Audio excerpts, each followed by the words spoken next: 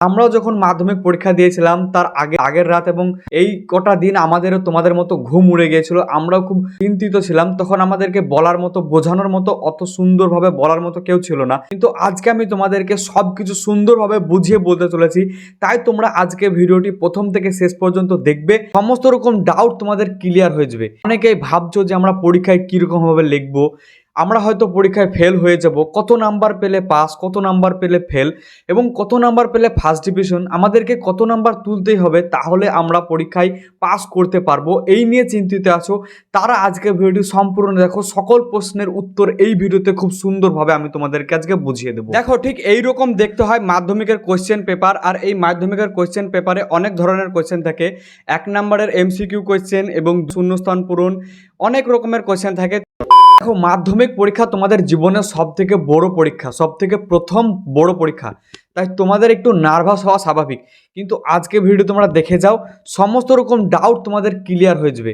কীরকম, অনেকেই ভাবছো যে আমরা পরীক্ষায় কীরকমভাবে লিখবো, আমরা হয়তো পরীক্ষায় ফেল হয়ে যাব, কত নাম্বার পেলে পাস, কত নাম্বার পেলে ফেল এবং কত নাম্বার পেলে ফার্স্ট ডিভিশন, আমাদেরকে কত নাম্বার তুলতেই হবে তাহলে আমরা পরীক্ষায় পাস করতে পারবো, এই নিয়ে চিন্তিত আছো।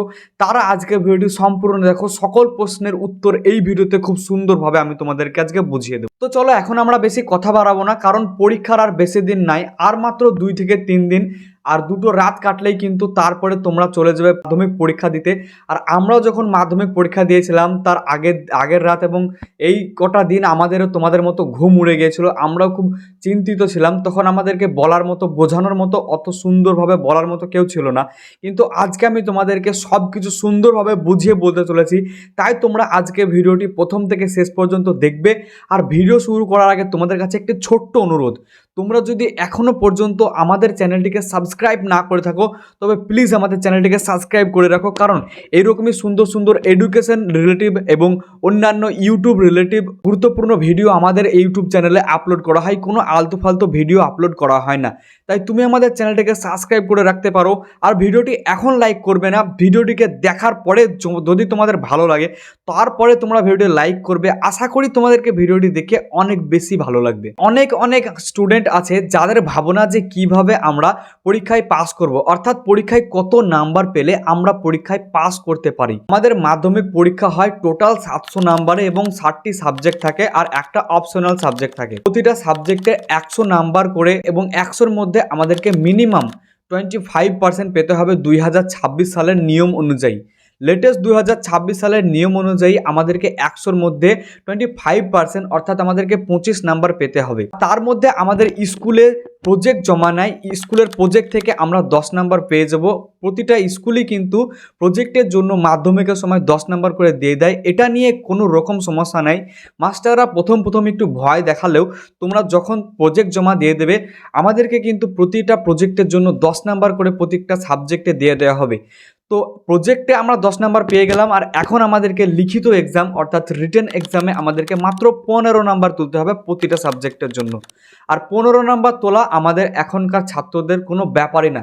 আর তুমি যদি ভাবছো যে 15 নাম্বার আমি তুলতে পারবো না, তবে তোমাকে বলি এখনও যে 2-3 দিন সময় আছে, তোমরা খুব ভালোভাবে পড়াশোনা করো, তাহলে কিন্তু তোমরা 15 নাম্বার খুব সহজে তুলে নিতে পারবে। ঠিক এইরকম দেখতে হয় মাধ্যমিকের কোয়েশ্চেন পেপার। আর এই মাধ্যমিকের কোয়েশ্চেন পেপারে অনেক ধরনের কোয়েশ্চেন থাকে।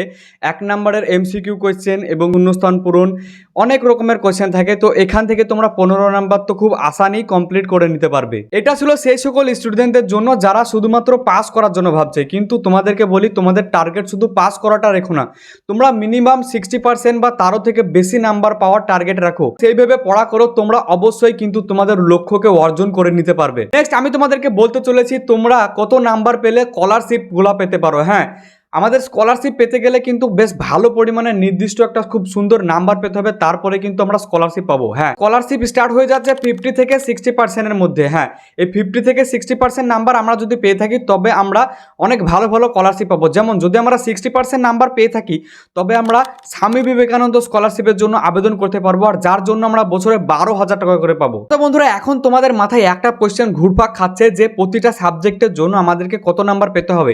আমি তোমাদেরকে বললাম মিনিমাম 25 নাম্বার পেতে হবে। আর তুমি যদি প্রজেক্ট এবং লিখিত পরীক্ষা ধরে তোমাদেরকে মিনিমাম 25 নাম্বার পেতে হবে। আর তুমি যদি 25 নাম্বারের কম পাও তবেই কিন্তু তুমি ফেল হয়ে যাবে। আর অনেকের মনে আর একটা প্রশ্ন আছে যে যদি আমরা একটা সাবজেক্টে ফেল হই তবে কি সমস্ত সাবজেক্টে ফেল? হ্যাঁ, তুমি যদি একটা সাবজেক্টে ফেল হও তবে কিন্তু তুমি সমস্ত সাবজেক্টে ফেল হয়ে যাবে এবং তোমাদেরকে দ্বিতীয়বার পরীক্ষা দেওয়ার জন্য কিন্তু আবার 1 বছর অপেক্ষা করতে হবে। তাই তোমরা খুব ভালোভাবে পড়াশোনা করো আর লিখিত পরীক্ষায় মাত্র 15 নাম্বার নিয়ে আসো, তবে কিন্তু তোমরা পাস হয়ে যাবে, কারণ প্রজেক্টে আমরা 10 নাম্বার পেয়েই যাব। যারা যারা প্রজেক্ট জমা দাওনি স্কুলে তারা কিন্তু এই ভুল কোনোদিনই করবে না, স্কুলের প্রজেক্ট তোমাদেরকে জমা দিতেই হবে। আরও একটি কথা তোমরা শুনে থাকবে যে এই ছেলেটি ফার্স্ট ডিভিশন পেয়ে পাস হয়েছে। হ্যাঁ, ফার্স্ট ডিভিশন মানে কত নাম্বার পেতে হবে তোমাকে?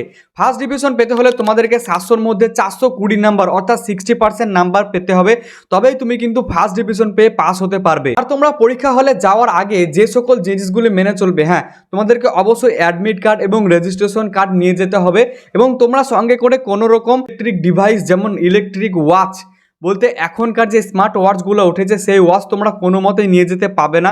পরীক্ষা হলে কিন্তু তোমাকে ভালোভাবে চেকিং করা হবে, কিন্তু তোমরা কেউ নার্ভাস হবে না, কারণ প্রথম তুমি যখন পরীক্ষা দিতে যাবে, আমার ওপিনিয়ন বলছি, যখন আমি প্রথম পরীক্ষা দিতে গিয়েছিলাম তখন কিন্তু আমারও ভয় লেগেছিল, কিন্তু তারপর যখন 1-2 দিন হয়ে গেল তখন আর কোনো রকমই ভয় লাগেনি। চলো, ভালো থাকো, সুস্থ থাকো, ভালোভাবে পড়াশোনা করো, তবে তোমরা অবশ্যই পরীক্ষাতে সাফল্য অর্জন করতে পারবে। সকলকে জানাই অল দ্য বেস্ট, তোমরা ভালোভাবে পরীক্ষা দাও। আর আজকে আমাদের ভিডিওটি ভালো লাগলে অবশ্যই একটি লাইক করবে আর এই ভিডিওটি তোমার বন্ধুদের সঙ্গে অবশ্যই বেশি বেশি পরিমাণে শেয়ার করবে, কারণ এই সকল জিনিস মাধ্যমিক পরীক্ষা দিতে যাওয়ার আগে সকলের জানা প্রয়োজন।